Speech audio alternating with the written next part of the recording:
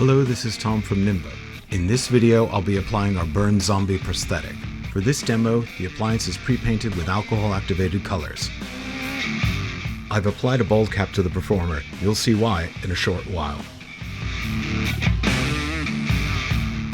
I glue down the performer's eyebrows with prosthetic adhesive. A thin layer of adhesive is applied to the inside of the mask, except for the very edges. The corresponding areas of the performer's face also have adhesive applied to it.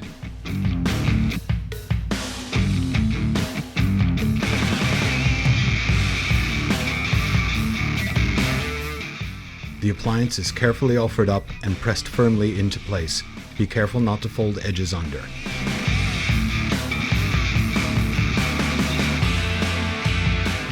I fold back the appliance and put more adhesive on the actor's skin. I then press the appliance into place.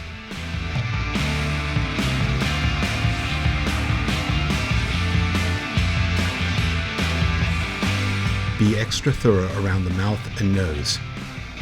A buildup of moisture can make these areas difficult to keep in place. Careful application is the key here.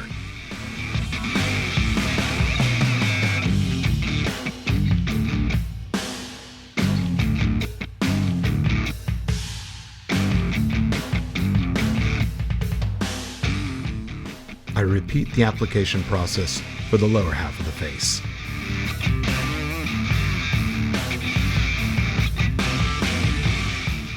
Be sure to interlock the upper and lower appliances carefully.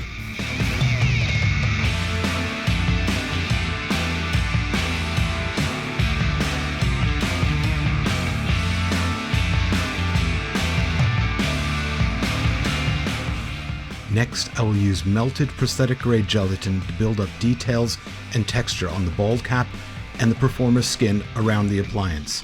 I cannot stress how much you need to be careful when melting gelatin and applying it to the skin. You must continually check the gelatin to make sure it is a safe temperature to apply to the skin.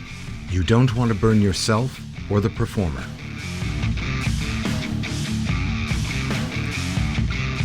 Gelatin can be used to stick down the ears, to build up texture. It can be stretched, and when cooler, lumps of it can be built up and joined to other areas.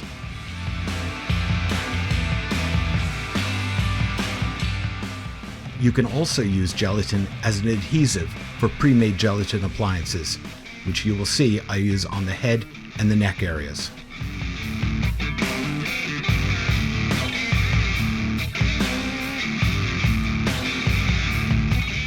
I'll now go over the colors and the techniques I used to help create this look. I use a light raw meat color for the deep wounds. Think undercooked bacon. A yellowy fat color is used on the blobs of fat and some of the areas of the wounds. A grayed bone color on the cheekbone and the jawbone.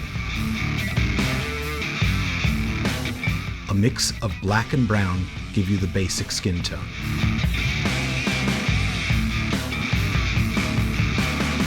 Nearly all black is used for the shadow areas.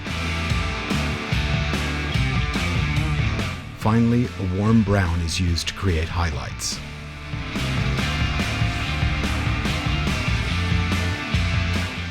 Here, I paint the raw flesh tone into the deeper wounds. You don't need to be too neat as you're going to be covering up the edges of this. I use a large brush to make things happen fast. Don't forget the areas of exposed skin.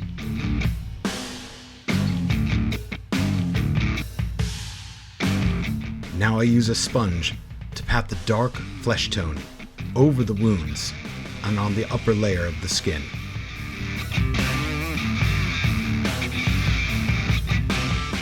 This leaves the wound areas looking raw and deep, and the top layer look like burned, cracked skin.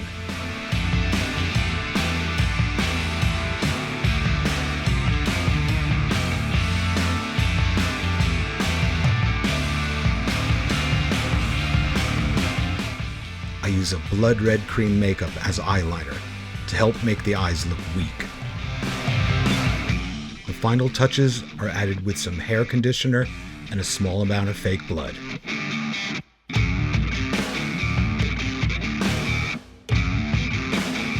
He's ready for the flames.